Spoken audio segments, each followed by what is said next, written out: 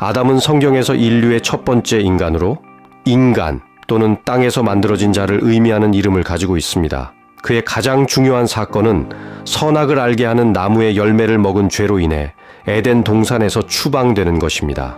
이 사건은 인류의 타락을 의미하며 모든 인간이 죄의 본성을 가지게 된 원인으로 간주됩니다.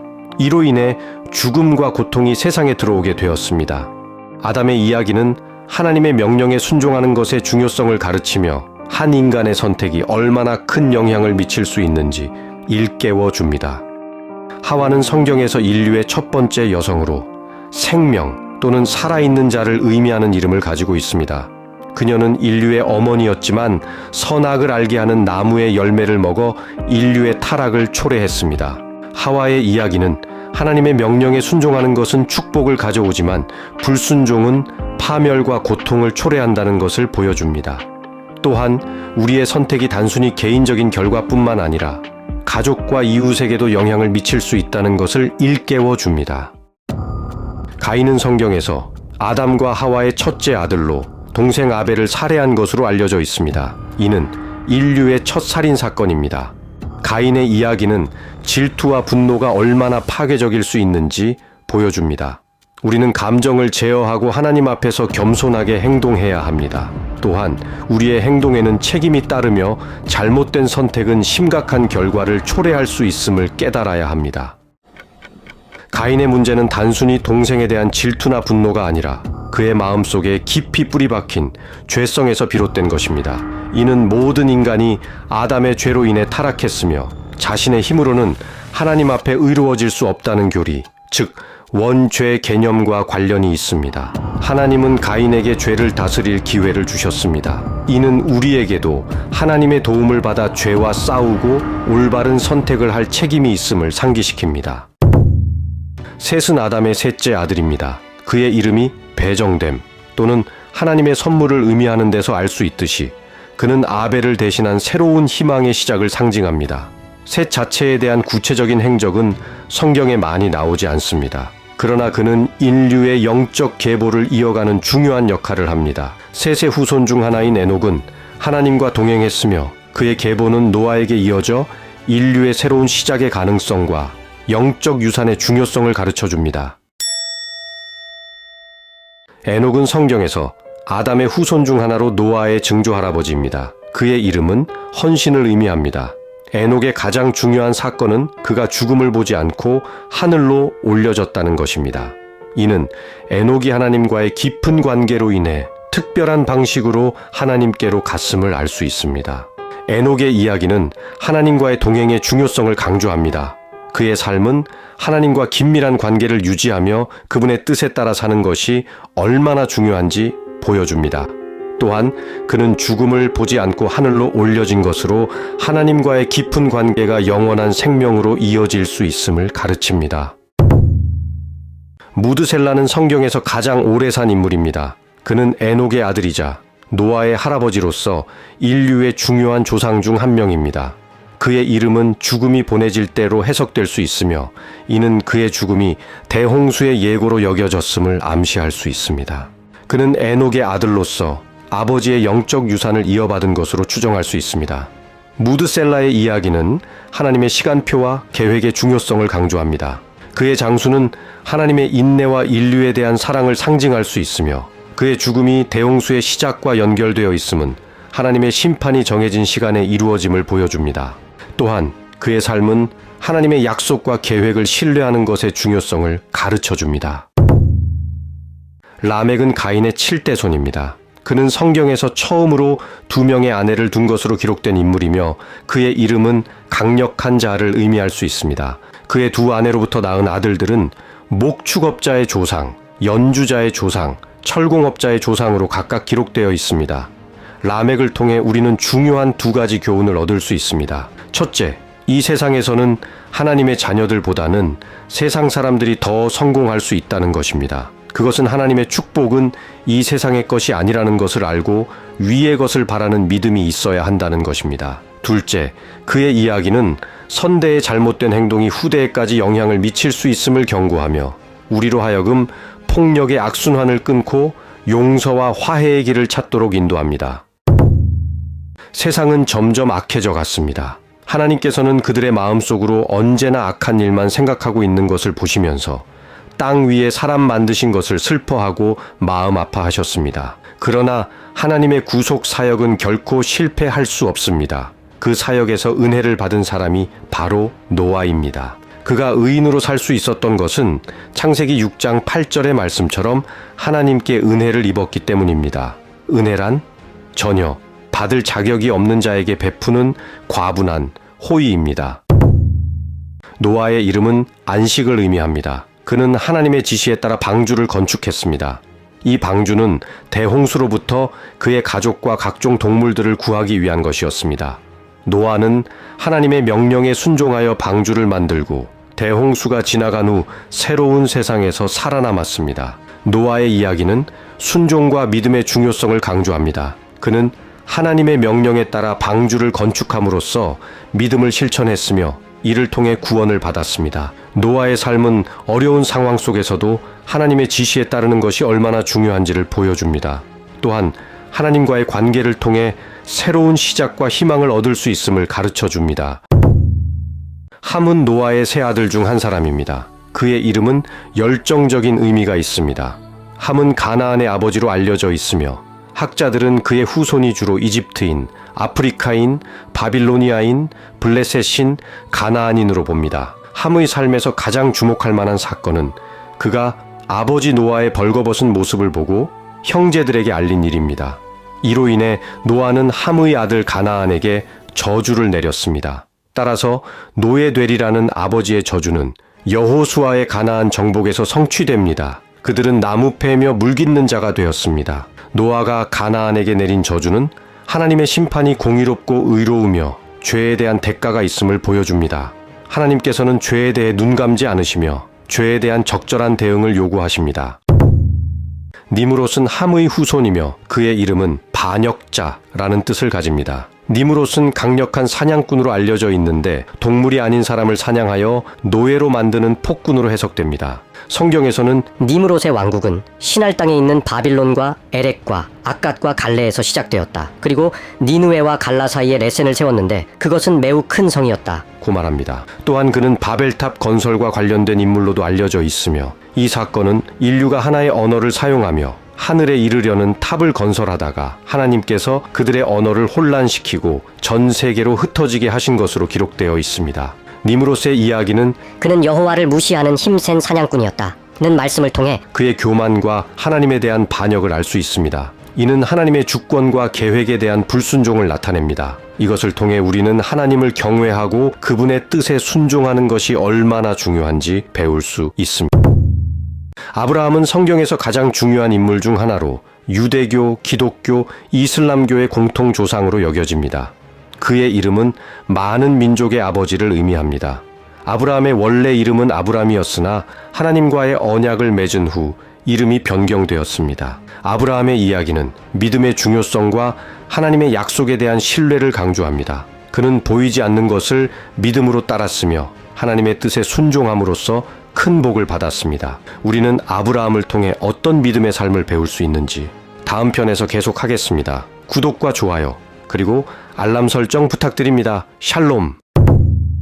아브라함이 믿음의 조상인 이유는 그가 자기 아들 이삭까지 제사로 드릴 수 있어서가 아닙니다. 그는 75세의 부르심을 받아 다양한 시험을 38년 받으면서 하나님을 하나님으로 알아간 것입니다. 다시 말해서 하나님의 위대함과 놀라움과 영광을 더 깊이 알아갔다는 말입니다. 아브라함은 가나안 땅에서 여러 시험을 겪었습니다. 기근과 아내 사라의 미모로 인한 시험, 조카 롯과의 분쟁 등을 경험했습니다.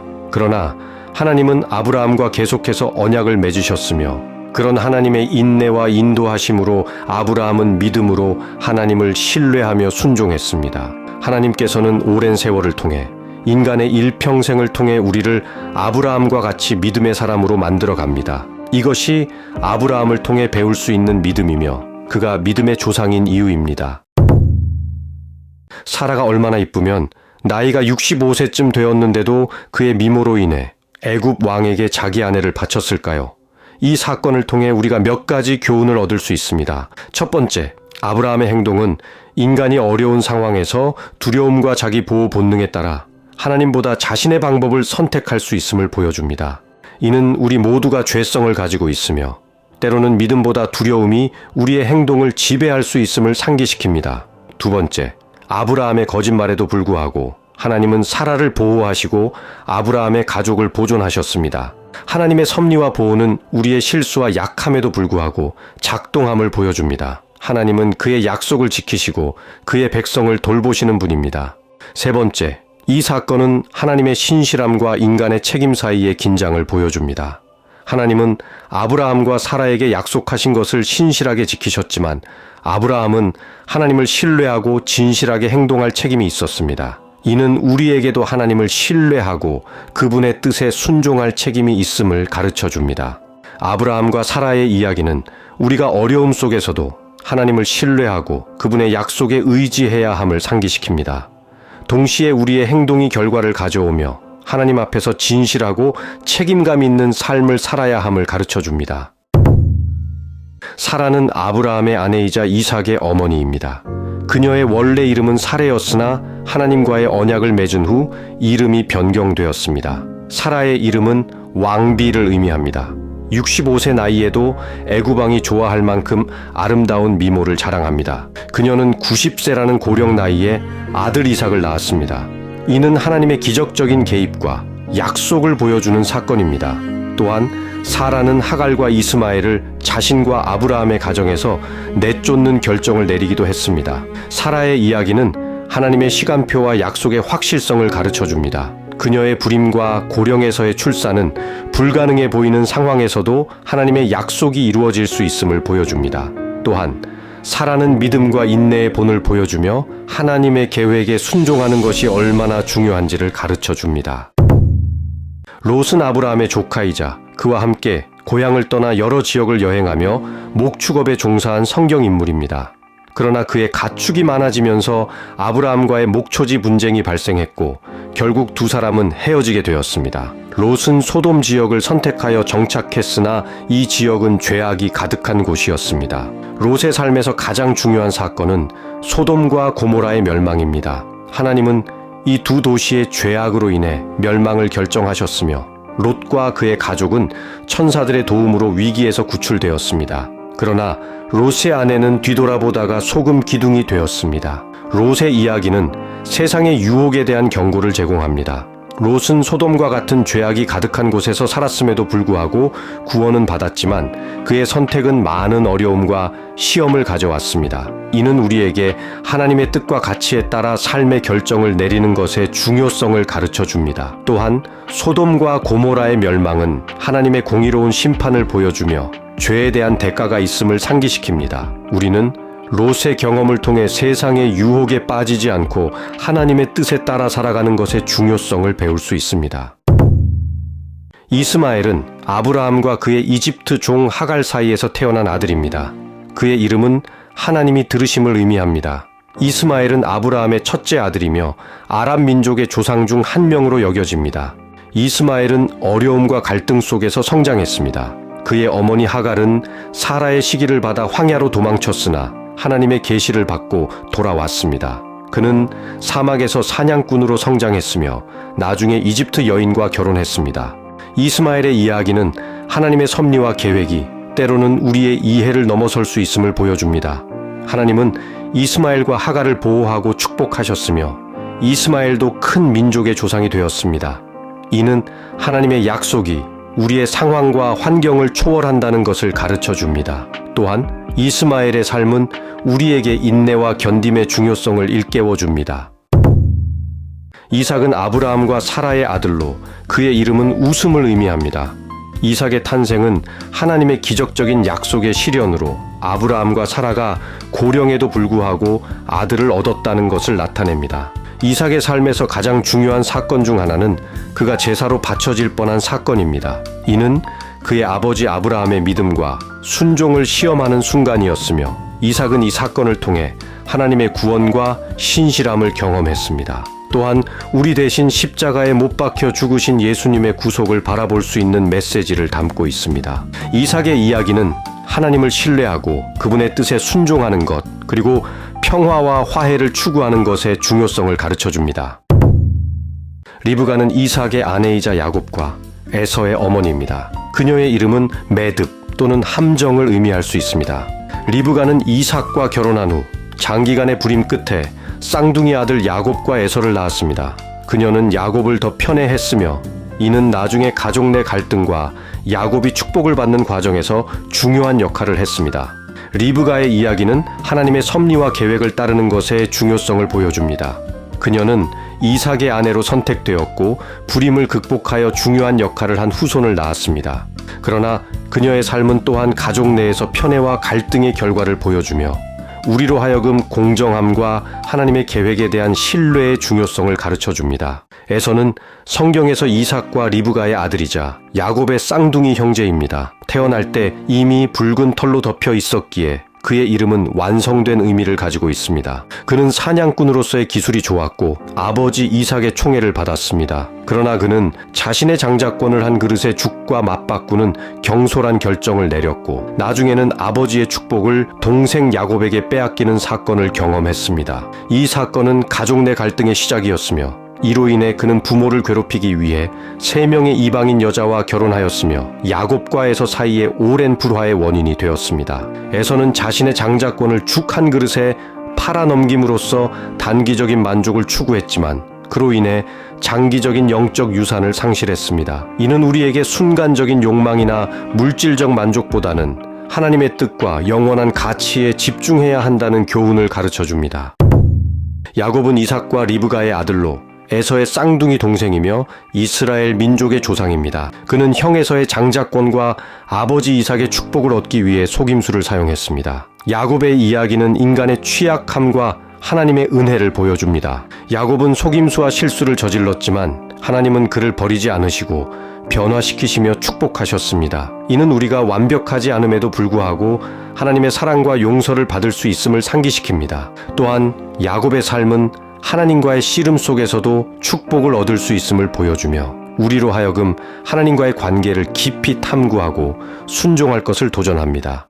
레아는 야곱의 첫 번째 아내이며 라반의 딸입니다. 그녀는 유다를 포함한 6 아들과 1 딸을 낳았으며 이 아들들은 이스라엘의 12지파의 조상이 됩니다. 레아의 이야기는 하나님의 섭리와 은혜가 인간의 인기나 외모에 구애받지 않는다는 것을 보여줍니다. 비록 야곱의 사랑을 받지 못했지만 하나님은 그녀를 통해 이스라엘의 중요한 조상들을 세우셨습니다. 또한 레아의 삶은 인내와 믿음의 중요성을 강조하며 우리가 느끼지 못하는 곳에서도 하나님의 계획이 펼쳐짐을 보여줍니다. 라헬은 야곱의 사랑하는 아내이자 요셉과 베냐민의 어머니로 그녀의 이름은 양을 의미합니다. 라헬의 이야기는 인내와 하나님에 대한 믿음의 중요성을 강조합니다. 라헬은 자녀를 갖지 못하는 깊은 슬픔 속에서도 끈기 있게 기도하며 하나님의 시간을 기다렸습니다. 그녀의 이야기는 하나님의 시간이 우리의 인내와 믿음을 요구할 수 있음을 보여줍니다. 또한 라헬의 사랑과 헌신은 가족과의 관계에서 진정한 사랑의 힘을 보여주며 그녀의 삶과 죽음은 깊은 감정적 영향을 끼친다는 점에서 우리에게 깊은 감동을 줍니다. 유다의 이름은 찬양하다를 의미합니다. 그는 다윗 왕의 조상이며 예수 그리스도의 족보에도 등장하는 중요한 인물입니다. 그는 형제들과 함께 이복 동생 요셉을 노예로 파는 어리석은 일을 했었지만 기근으로 고통받는 가족을 구하기 위해 애굽으로 갔을 때 요셉 앞에서 형제들을 대변하는 용기 있는 모습을 보이기도 했습니다. 유다의 이야기는 인간의 죄와 회개 그리고 변화의 여정을 보여줍니다. 그는 초기에 실수와 잘못된 결정을 내렸지만 시간이 지남에 따라 자신의 잘못을 인정하고 회개했습니다. 이는 우리에게도 실수와 죄를 인정하고 하나님 앞에 회개하는 것의 중요성을 가르쳐줍니다. 또한 유다의 용기와 희생 정신은 우리로 하여금 타인을 위해 책임을 지고 행동할 것을 도전합니다. 다말은 성경에서 유다의 며느리입니다. 그녀는 유다의 첫째 아들 엘의 아내였지만 그가 악행으로 인해 죽임을 당하자 둘째 아들 오난과 형제의 의무 결혼을 하게 됩니다. 오난 또한 죽게 되고 유다는 막내 아들 셀라가 자라날 때까지 기다리라고 다말에게 약속합니다. 그러나 유다가 약속을 지키지 않자 다말은 자신의 권리를 확보하기 위해 유다를 속여 관계를 맺고 임신합니다. 다말의 이야기는 복잡한 인간관계와 도덕적 딜레마를 다루며 하나님의 은혜가 어떻게 인간의 죄와 결점을 초월하여 작용하는지 보여줍니다. 이 이야기는 성경이 단순히 도덕적 교훈을 제시하는 것을 넘어 인간의 복잡성과 하나님의 은혜를 탐구하는 깊은 문학적, 영적 자원임을 보여줍니다. 미디안은 아브라함과 그의 첩 그두라의 아들입니다. 그의 이름은 분쟁을 의미할 수 있으며 성경에서는 미디안 개인적인 삶의 세부 사항을 많이 다루지 않습니다. 그러나 그는 아브라함의 다른 자녀들과 함께 자라며 아브라함에 의해 동방으로 보내졌다고 기록되어 있습니다. 이는 아브라함의 유산이 이삭을 통해 계승될 것을 보장하기 위한 조치였습니다. 미디안의 이야기는 하나님의 계획이 한 세대를 넘어 후손에게까지 이어진다는 것을 보여줍니다. 또한 아브라함의 결정이 그의 자손들에게 미친 영향을 통해 우리의 행동이 미래 세대에 어떤 결과를 가져올 수 있는지를 생각하게 합니다. 하나님의 계획은 때때로 우리가 이해할 수 없는 방식으로 전개될 수 있으며 이는 신앙의 깊이를 요구합니다. 요셉은 야곱이 가장 사랑하는 아들이었습니다. 그는 어릴 때 꿈을 통해 미래를 보았지만 이로 인해 형제들은 요셉을 질투하여 노예로 팔아 애굽에 보냈습니다. 애굽에서 요셉은 노예로 일하다가 거짓 성추행 혐의로 감옥에 갇혔으나 바로의 꿈을 해석하여 예정된 흉년을 대비하는 계획을 세우므로 결국 애굽 왕 바로가 아끼는 총리의 자리까지 올라갑니다. 또한 나중에 그는 자신을 팔았던 형제들을 용서하고 가족을 이집트로 초청하여 보호했습니다. 요셉의 이야기는 모든 상황에서 하나님의 섭리가 작동하고 있음을 보여줍니다. 그의 삶은 고난과 역경 속에서도 하나님께서 그를 버리지 않고 계획을 성취해 나가신다는 것을 배울 수 있습니다.